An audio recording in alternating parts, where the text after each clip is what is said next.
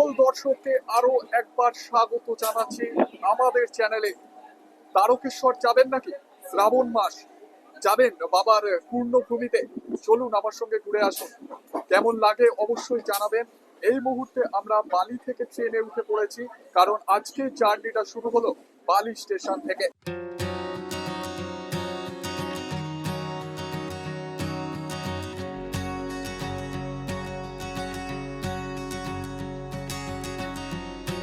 আরামবাগ লোকালে উঠেছি, তারকেশ্বর নামবো। আপনারা যারা যারা তারকেশ্বর লোকাল ধরবেন, হাওড়া থেকে একেবারে ট্রেন ডাইরেক্ট ধরতে পারেন, তারকেশ্বর পর্যন্তই যায়। 15 টাকা ভাড়া প্রতিজন, সেই ট্রেনেও আপনারা আসতে পারেন। সকাল সকাল বেরোবেন, আমি একটু দেরি করে বেরিয়েছি। আপনারা চেষ্টা করবেন যাতে সকালে বেরোতে, তাহলে মন্দির ভালোভাবে দর্শন করতে পারবেন। এই মুহূর্তে 1টা 30 মিনিটের বালি থেকে আরামবাগ লোকালে আমি রয়েছি, আর আমার সঙ্গে রয়েছেন আপনারা।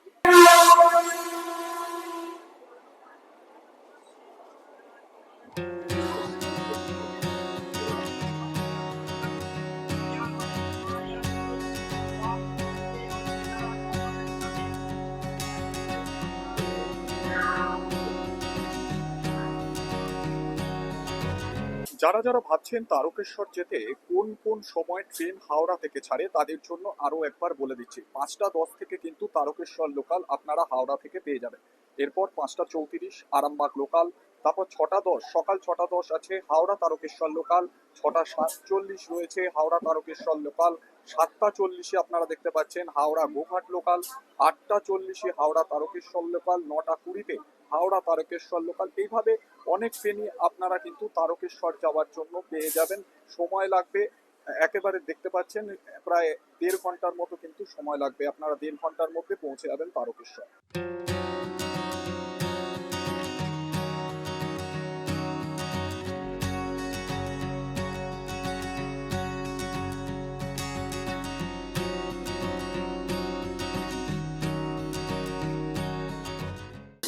এবার আপনাদের মনে অনেকের প্রশ্ন থাকে, শ্রাবণ মাসে তারকেশ্বরে কেমন ভিড় হয়। তারকেশ্বর মন্দিরের ছবি এখনো পর্যন্ত আমি তো জানি না, আমি এখনো গিয়ে পৌঁছাইনি, কিন্তু ট্রেনের ছবিটা আপনাদের দেখাচ্ছি। সেভাবে কিন্তু ভিড় নেই ট্রেনে। এখন অব্দি আমরা রিষড়া পার করলাম, বালি থেকে রিষড়া, কিন্তু এখনো পর্যন্ত ট্রেন কিন্তু সেভাবে ভিড় নেই। অনেকেই যাচ্ছেন তারকেশ্বরের উদ্দেশ্যে। আর এবার আমার তারকেশ্বর যাত্রা এই প্রথম, তাই রাস্তা সেভাবে চিনি না। স্টেশনে নামবো, নেমে সেখানে জিজ্ঞেস করে করে করে করে বাবার মন্দিরে যাব। কিন্তু তার আগে ট্রেনের ছবিটা একবার আপনাদের দেখাই। দেখুন, অনেক যাত্রী কিন্তু যাচ্ছেন, তারা তারকেশ্বরে যাচ্ছেন। অনেকে কিন্তু সবাই কিন্তু তারকেশ্বরের যাত্রী প্রায় বলতে গেলে সকলে খালি পায়ে দূর দূরান্ত থেকে কিন্তু মহাদেবের ভক্তরা তারকেশ্বরের উদ্দেশ্যে রওনা দিয়েছেন। আবার অনেকেও আছেন অফিস যাত্রী, তারা অফিসেও যাচ্ছেন। সব মিলিয়ে শ্রাবণ মাসে তারকেশ্বর কিন্তু একটা আলাদা মাহাত্ম্য বহন করে।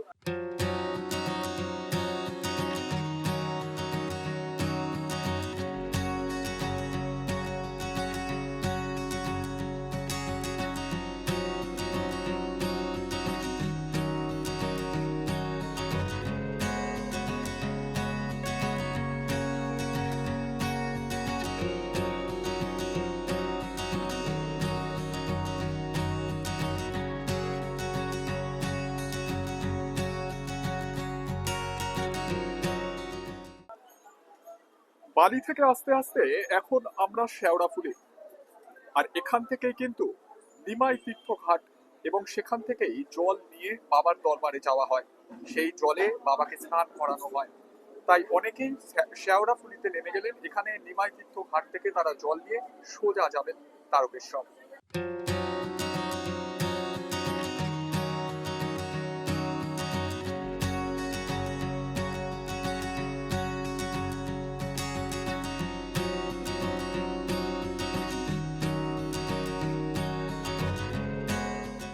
আমরা এই মুহূর্তে তারকেশ্বর স্টেশনে, যেহেতু এই প্রথম তারকেশ্বর আসা, চলুন জিজ্ঞেস করে করে মন্দিরে যেতে হবে। স্টেশনের বাইরে বেরোই, তারপর সেখানকার ছবি দেখি কেমন রয়েছে, গাড়ি পাওয়া যায় নাকি পায়ে হেঁটে মন্দিরে যাব।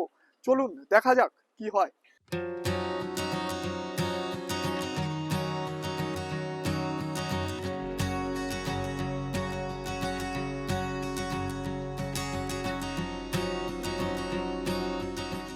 তারকেশ্বর স্টেশনের বাইরে আমরা চলে এসেছি। এই মুহূর্তে ঘড়ির কাঁটায় 2:44। স্টেশনের পাশের রাস্তা ধরে সোজা হেঁটে যাব। এখানে আপনারা টোটো পেয়ে যাবেন। যারা টোটো করে যেতে চাইছেন তারা কিন্তু টোটো করে যেতে পারেন। শ্রাবণ মাস আর তারকেশ্বর, সেটাই বারবার আপনাদের প্রশ্ন, না শ্রাবণ মাসের ভিড় কেমন হয় তারকেশ্বরে সেটাও কিন্তু আপনাদের দেখাবো।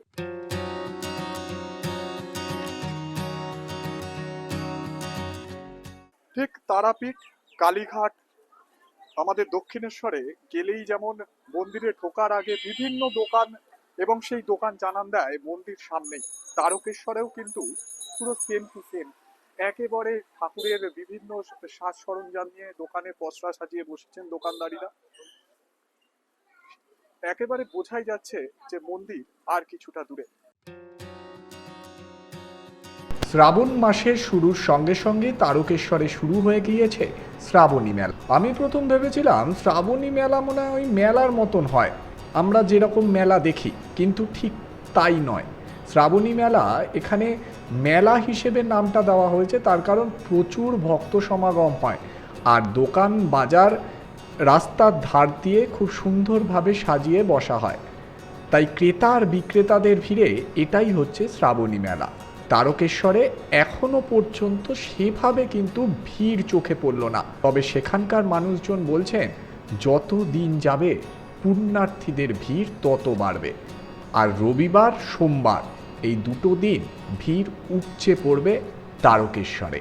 হচ্ছে ভিড় বলতে কি আমার একটু অল্প হয়েছিল, এই মাঝখানটা বেশ ভালোই হয়েছিল, কিন্তু হলে কি হবে, এখান দিয়ে তো আমাদের ঢোকাচ্ছে স্পেশাল লাইন, একবার এখান থেকে ঢোকাচ্ছে মন্দিরের ভেতরে স্পেশাল লাইন, ওই জন্যে সামনেটা আমরা ভিড় দেখতে পাচ্ছি না। ভিড় ওই থানার সামনে দিয়ে ওখানে প্রচুর ভিড় হয়েছিল, কিন্তু এখান দিয়ে পুরো খালি।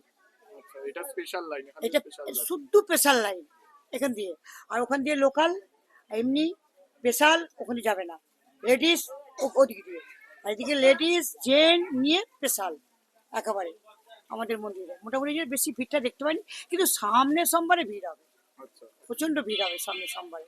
কেন আমাদের তো দোকান তো বন্ধ করে পুরো ঘিরে দিয়ে বাঁশ দিয়ে বেঁধে সব ব্যারিকেড দিয়ে রাখি আমরা। সকাল আমরা রাত 2টো থেকে লাইন পড়ে, আপনার লাইন শেষ হবে বেলা 4টে 3টে, তখন আমরা দোকান খুলে বেচা কেনা করি, এর আগে আমরা দোকান খুলতে পারি না। এই শিব মূর্তি দেখছি আপনাদের এখানে বিক্রি হচ্ছে, কি রকম দাম আছে?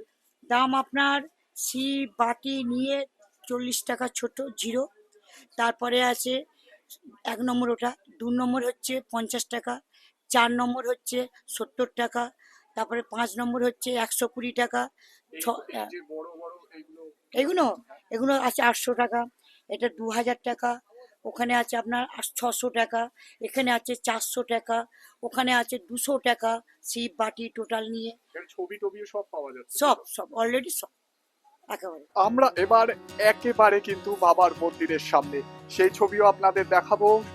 মানে সত্যি একটা আলাদা অনুভূতিতে সরাসরি তারকেশ্বর মন্দিরের ছবি আপনাদের দেখাচ্ছি। আপনারাও যারা মন্দির দর্শন করবেন একবার কমেন্টে লিখুন হর হর মহাদেব, জয় শিব শম্ভু।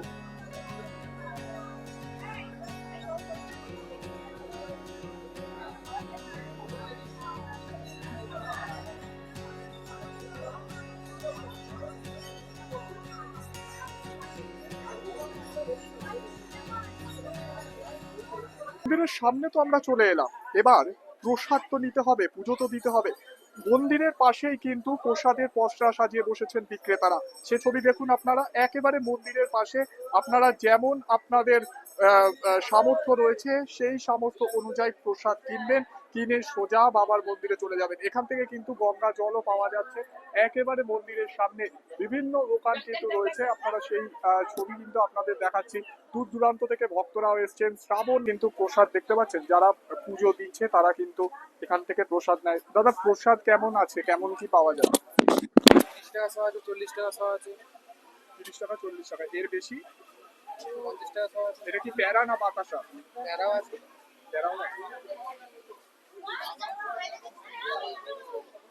আমার প্রসাদ এরকম হাড়ি দেওয়া হয়, হাড়ি দেওয়া সব পুরো 101 টাকা, এগুলো 51 টাকা এরকম হয়। এবার যে বাড়িতে নিয়ে যাবে তো ওজন করে নিই। আচ্ছা, মানে যারা 101 টাকার উপরে পুজো দিতে চাইছে তারাও দিতে পারে। সব প্রতীক্ষার অবসান, অবশেষে প্রবেশ করলাম তারকেশ্বর মন্দিরে। জয় বাবা ভোলেনাথ। মহাদেবের নাম নিয়ে মন্দির চারিদিক একটু ঘুরে দেখলাম।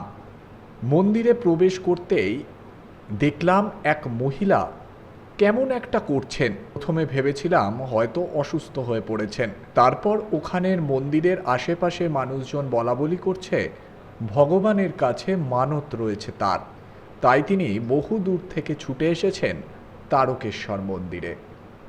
কত মানুষ পুজো দিতে এসছে মন্দির চত্বরে।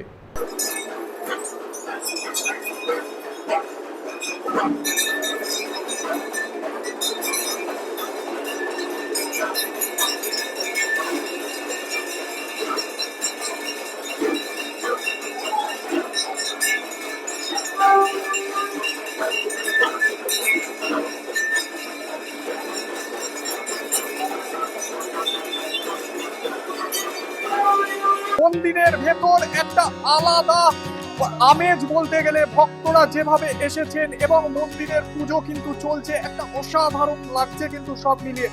এবার আপনাদের দুধ পুকুরের ছবিটা একবার আপনাদের দেখাই, যেখানে বলা হয় অত্যন্ত পূর্ণ এই জল, এই জলে একবার ডুব দিলে সব পাপ খণ্ডিত হয়, পাশাপাশি সব রোগ কিন্তু দূরে চলে যায়।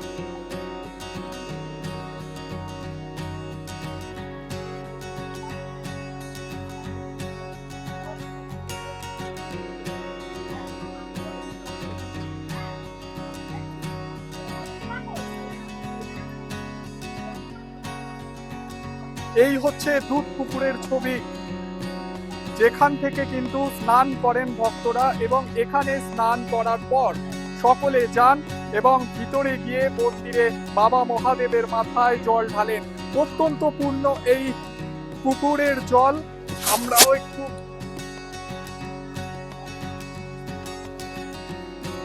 হর হর মহাদেব।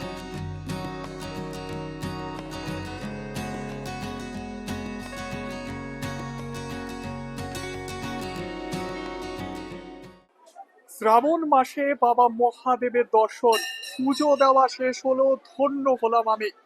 আমরা জানি না আপনারা কতটা বুঝতে পারলেন আজকে তারকেশ্বর মন্দিরের এই যাত্রা।